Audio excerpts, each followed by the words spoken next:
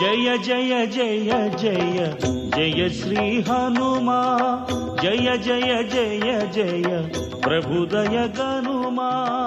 నేను తలుచుకుంటే ఈ భూమినంతటినీ కూడా తీసుకొచ్చి మీ నాన్నగారు జనక మహారాజు గారికి ఇచ్చేస్తాను. మీ తండ్రి చక్కగా ఏలుకుంటాడు భూమినంతటినీ. మీ బంధువులందరూ ఎంత ఐశ్వర్యాన్ని పొందుతారు. నాకు ఎందరో భార్యలు ఉన్నారు, కొన్ని వేల మంది భార్యలు. వాళ్ళందరి మీద నువ్వు శాసకురాలిగా ఉండు. కాబట్టి అక్కరలేని మాటలన్నీ ఆ తల్లి పట్ల మాట్లాడాడు. ఆ తల్లి చూసింది.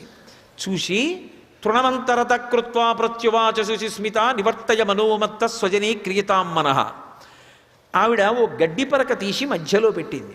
ఎందుకంటే ఒక మహాపతివ్రత పరపురుషుడితో మాట్లాడేటప్పుడు తనను కామించి ఉండి చూడకూడని చూపు చూస్తున్న వాడితో సరాసరి మాట్లాడకూడదని, మధ్యలో ఏదైనా అభ్యంతరం ఉండాలని ఓ గడ్డి పరక నుంచింది. కాబట్టి తృణమంతరత కృత్వ, కేవలం గడ్డి పరక నుంచింది అంటే అక్కడ గడ్డి పరకే ఉంటుంది తప్ప కాస్త మట్టి ఉండదా, ఓ రాయి ఉండదా, ఏముండవా? గడ్డి పరక ఒకటే ఉంటుందా? గడ్డి పరక ఉంటే మట్టి ఉండదు. మరి మట్టిని ఎందుకు వాళ్ళ, గడ్డి పరకని ఎందుకు వాలింది అంటే ఆమె పరమధర్మాత్మురాలు. ఆమె ఏం భీరువు కాదు, ఆయన చెప్పినట్టు పిరికిది కాదు. ఆమెకి ధర్మం అంతా తెలుసు. మనకి వేదంలో ఒక మాట ఉంది, సహస్రపరమాదేవి శతమూలా శతాంకురా సర్వగుం హరతు మే పాపం దుర్వాదు స్వప్ననాశిని అని. గరిక ఉంటుంది. గరిక వంశాభివృద్ధికి ప్రతీక. అందుకే గరిక చూడండి, మొదట్లో వేళ్ళు ఉంటాయి, ఆ తర్వాత మళ్ళీ ఇలా ముందుకెడుతుంది, మళ్ళీ వేళ్ళు వస్తాయి, అలా ముందుకి వేళ్ళు ఉంచుకుంటూ ఉంటుంది, వెడుతూ ఉంటుంది గరిక. ఆ గరిక వంశాభివృద్ధికి లక్షణం. ఆ గరికకు ఆ లక్షణం ఉంది కాబట్టి ఎప్పుడైనా అకస్మాత్తుగా ఇది తప్పలేదు ఎలా అనిపిస్తే ఆ దోషం పోవడానికి గరిక ముట్టుకుంటారు. ఒకసారి గరికని ముట్టుకుంటే దోషం పోతుంది. అందుకే విఘ్నేశ్వరుడు గరిక చేత పూజింపబడతాడు. సులభుడు అని ఒక అర్థం, సమస్త పాపములను పోగొడతాడు. ఆ గరిక ఆయన పాదాల మీద పడితే మరింత శక్తివంతం. కాబట్టి అందుకు వేదం సహస్రపరమాదేవి శతమూలా శతాంకుర సర్వగుం హరతు మే పాపం దూర్వాదు స్వప్ననాశిని అంటుంది. శతాంకుర అన్ని అంకురములతో వెడుతూ ఉంటుంది. అందుకు గడ్డి పరక ముట్టుకుంది. కాముకుడైన రావణుడితో మాట్లాడిన పాపము నాకు సంక్రమించకుండుగాక. 2, ఆమె గడ్డి పరకను ఎందుకు పెట్టిందంటే ఒకానొకప్పుడు కాకాసురుడు అమ్మవారి యొక్క వక్షస్థలం మీద గాఢ వేస్తే రామచంద్రమూర్తి ఒక్క గడ్డి పరకని తీసి బ్రహ్మాస్త్రాన్ని అభిమంత్రించి విడిచిపెడితే కాకి 3 లోకములు తిరిగి వచ్చి మళ్ళీ రాముడి పాదముల మీద పడి శరణాగతి చేసి తనను తాను రక్షించుకోవలసి వచ్చింది.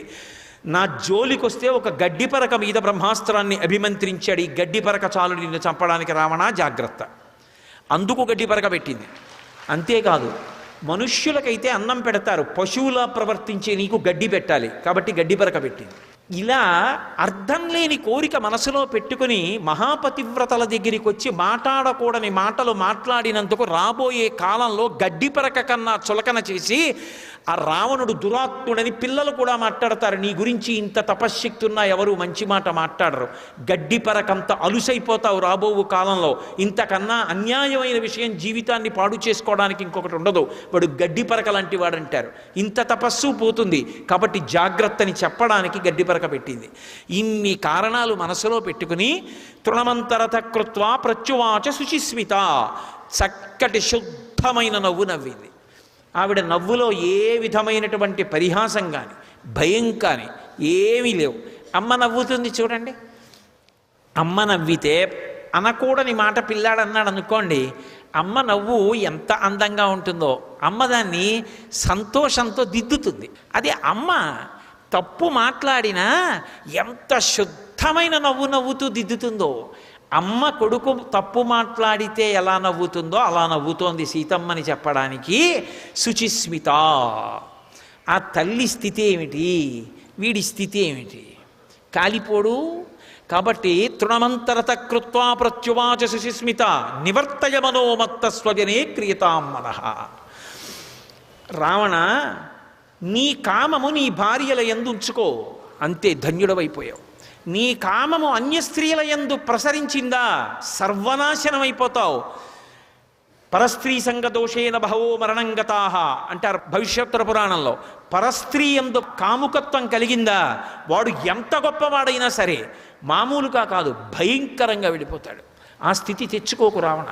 సర్వం శ్రీ ఉమామహేశ్వర పరబ్రహ్మార్పణమస్తు. స్వస్తి.